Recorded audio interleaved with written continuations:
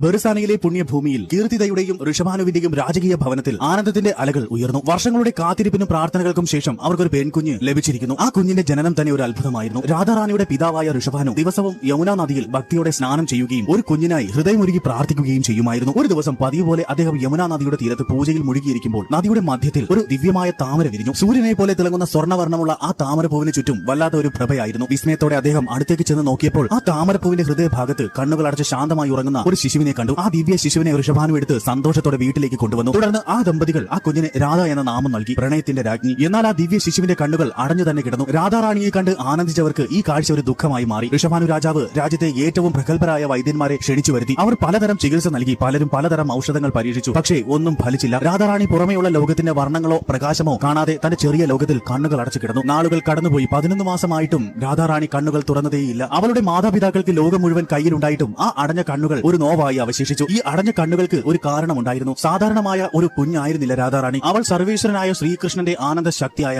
ശ്രീരാധ ഗോലോകത്ത് നിന്നും ഭൂമിയിലേക്ക് അവതരിച്ചതായിരുന്നു. ഭൂമിയിലേക്ക് വരുന്നതിന് മുമ്പ് തന്റെ പ്രാണനാഥനായ ശ്രീകൃഷ്ണന് അവൾ ഒരു വാക്ക് നൽകി. കൃഷ്ണ, അങ്ങ് എന്റെ മുന്നിൽ വരുന്നതുവരെ ഈ ഭൂമിയിലെ ഒന്നിനെയും ഞാൻ എന്റെ കണ്ണുകൾ കൊണ്ട് നോക്കുകയില്ല. എന്റെ കണ്ണുകൾ ആദ്യമായി കാണേണ്ടത് എന്റെ പ്രിയപ്പെട്ട കണ്ണന്റെ രൂപം മാത്രമായിരിക്കും. ആ ദിവ്യമായ വാഗ്ദാനം പാലിച്ചുകൊണ്ട് രാധാറാണി ബാഹ്യലോകത്തേക്ക് സൃഷ്ടി നൽകാതെ ക്ഷമയോടെ കാത്തിരുന്നു. അങ്ങനെയിരിക്കെ ഭഗവാൻ ശ്രീകൃഷ്ണൻ ഗോകുലത്തിൽ നന്ദബാബയുടെയും യശോദാ മാതാവിന്റെയും പുത്രനായി അവതരിച്ചു. ഗോകുലത്തിൽ ആനന്ദ തിമിർപ്പായി നന്ദബാബ തന്റെ പുത്രന്റെ ജനനം ആഘോഷിക്കാൻ നാടിന്റെ നാനാഭാഗത്തേക്കും ക്ഷണക്കത്തുകൾ അയച്ചു. അങ്ങനെ അതിലൊന്ന് ഋഷഭാനുവിനും ലഭിച്ചിരുന്നു. അങ്ങനെ ഋഷഭാനുവും അദ്ദേഹത്തിന്റെ പത്നിയും തങ്ങളുടെ പ്രിയപ്പെട്ട മകൾ രാധാറാണിയുമായി നന്ദബാബയുടെ വീട്ടിലേക്ക് യാത്ര തിരിച്ചു. ഗോകുലത്തിൽ വലിയ ജനക്കൂട്ടമായിരുന്നു. കുഞ്ഞു രാധികയും വഹിച്ചുകൊണ്ട് അവർ നന്ദബാബയുടെ വീട്ടിലെത്തി. യശോദാ മാത തൊട്ടിലിൽ കിടക്കുന്ന ചിരിക്കുന്ന ഓമനയായ കൃഷ്ണനെ എടുത്ത് ഋഷഭാനുവിനെയും ഭാര്യയെയും കാണിച്ചു കൊടുത്തു. ആ നിമിഷം രാധാറാണിയുടെ മാതാപിതാക്കൾ പോലും പ്രതീക്ഷിക്കാതെ ആ ദിവ്യ നിമിഷം സംഭവിച്ചു. കുഞ്ഞു കൃഷ്ണൻ രാധയുടെ തൊട്ടടുത്ത് വന്നപ്പോൾ 11 മാസമായി തുറക്കാതിരുന്ന ആ താമരയിതൾ പോലെയുള്ള കണ്ണുകൾ സാവധാനം തുറന്നു. ആദ്യമായി ഈ ലോകത്തെ കാണുന്ന കുഞ്ഞു രാധയുടെ കണ്ണുകൾ നേരെ പതിഞ്ഞത് തന്റെ വാഗ്ദാനം നിറവേറ്റാനായി മുന്നിൽ പുഞ്ചിരിച്ചു നിൽക്കുന്ന ഓമനയായ ബാലകൃഷ്ണന്റെ മുഖത്തേക്കായിരുന്നു. രാധയുടെ മുഖത്ത് വിരിഞ്ഞ ആ ദിവ്യമായ പുഞ്ചിരി കണ്ടപ്പോൾ ചുറ്റുമുള്ള എല്ലാവരുടെയും കണ്ണുകൾ നിറഞ്ഞൊഴുകി. അവരുടെ ഹൃദയം ആനന്ദം കൊണ്ട് തുളുമ്പി. ലോകത്തിലെ ഏറ്റവും മനോഹരമായ കാഴ്ചയായിരുന്നു അത്. രാധ തന്റെ ദിവ്യമായ വാഗ്ദാനം പാലിച്ചു. ആ നിമിഷം ആ ലോകം മുഴുവൻ അവരുടെ ദിവ്യ പ്രണയത്തിന്റെ സാക്ഷികളായി മാറി. അവരുടെ പ്രണയം കാലതീതമായി എന്നും നിലനിൽക്കുന്ന പരിശുദ്ധമായ ഭക്തിയുടെ പ്രതീകമായി മാറി.